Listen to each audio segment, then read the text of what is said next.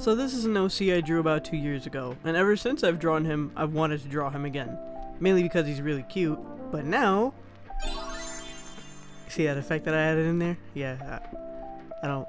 Whatever. Okay, so I wanted to draw him again, especially now that I've become a little bit better at drawing. My style has definitely changed a lot since then, and still continues to change now to where I'm a little bit more happier with it every time I do another drawing. I feel like I've become a little bit more proportional, especially since I used to draw thighs and butts very big. Which, don't get me wrong, I still do that, but it's a little bit better looking now. Along with, I've also meatied up the top part of the body, so it's not just all fat-bottomed fat-bottom boys.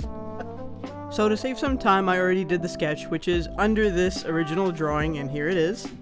Come on, move the paper. There you go. So here is the new and improved Hafizullah, which is what I named him back 2 years ago, and I thought it was cool because I wanted to try and make a Middle Eastern character because I myself am Middle Eastern, and thought that it would be nice to bring in and explore different kinds of ethnicities in my style, which I still do now, and it's really fun drawing a bunch of different types of genetic traits and everything according to just a bunch of different factors that make characters so unique, or people so unique, because we get these character ideas from people. So I thought that that was and is still really cool that, you know, artists can just put their head to a paper, take features from people who are already so diverse, and then make characters out of it. And I think that's honestly really cool more than anything. I think that's what I love the most about drawing, is the ability to put together different things and create something new. Anyway, let's talk a little bit more about the character. So, originally the character was, like I said before, a lot more bottom heavy, which if you look back at a lot of old drawings that I did, which I think I have a video on, maybe I'll link it down below, but I low-key don't want anyone to see it. So, yeah, if you see those drawings, they're pretty bottom heavy with the guys. I think my biggest issue trying to draw males is I would draw them like females, because for a really long time in my drawing career, I learned how to draw girls, and it was to the point where I got really comfortable drawing them. So when I transitioned to drawing more guys, I was like, wow, this is really hard. And guy proportions are severely different than girl proportions.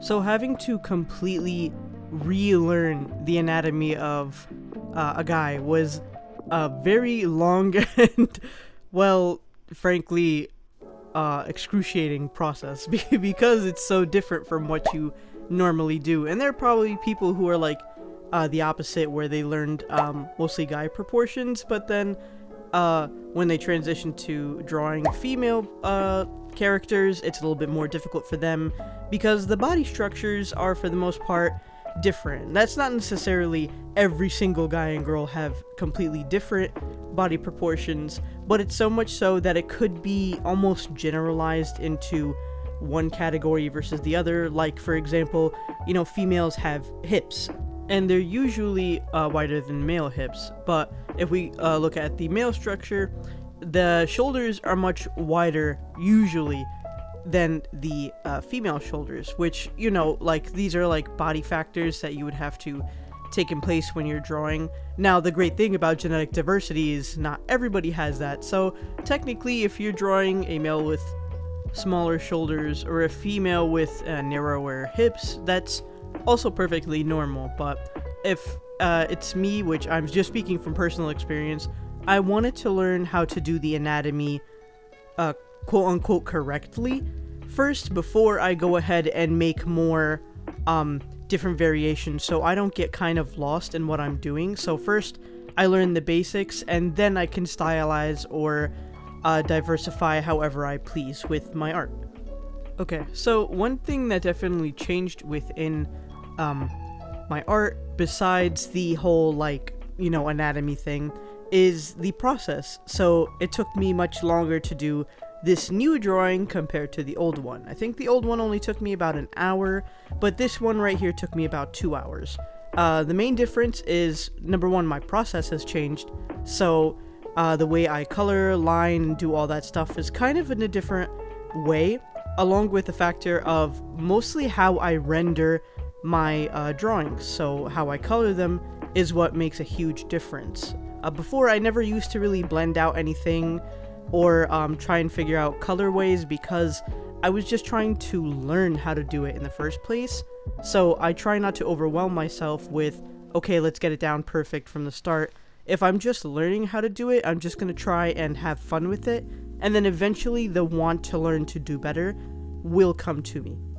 So yes, blending is definitely a big factor in how much time is spent doing my art now, especially because back then I didn't have markers that were really good quality or had brush nibs or anything like that. So when I was learning how to color, first I started off with how to blend out the chisel nibs, and then eventually I moved up to better markers, and yada yada yada. That's exactly how it went.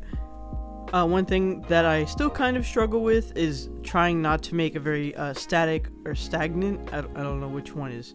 Wait, hold on. Which is a better word? Let me look at this up. Okay, so both of them mean basically the same thing. So I didn't want the character to stand still. That was it.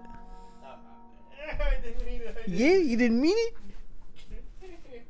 Okay, as I was saying before the national broadcast interruption, yeah, I was trying to not make my character look too static because I have that issue still, even after 2 years. That's something that I think a lot of artists struggle with as well. It's hard to make something like a human who is constantly moving, even when they're standing still or sitting still, they still have some slight movement just from them breathing. It's hard to kind of bring a character to life on paper, especially because you're just recreating that. It's extremely difficult. So that kind of stuff takes a while to learn, and henceforth I don't blame anybody if their stuff looks a little stiff. I think that that'll just come over time with experience. So with the new drawing, I did change some stuff within the outfit, such as that little blue overshirt that he had. He no longer has now because, well, I personally don't like drawing overshirts now that I like drawing arms. I also changed the color of his jeans because the color before, which is more like a beige, brownish kind of color, I felt like kind of clashed within the skin tone. Although it wasn't the same kind of color, I felt like the overall drawing needed more color variation, and maybe that's what I tried to do before with the blue overshirt that he had, but instead I just changed it to blue jeans and a simple white shirt, especially because that's just what I like more of now than compared to before. So this is basically how he came out, and I really like his new version. I think he looks super cute, and I really want to draw him more often because he looks so cool. And yeah, that's it. Thanks for watching, and remember, I love you. Bye.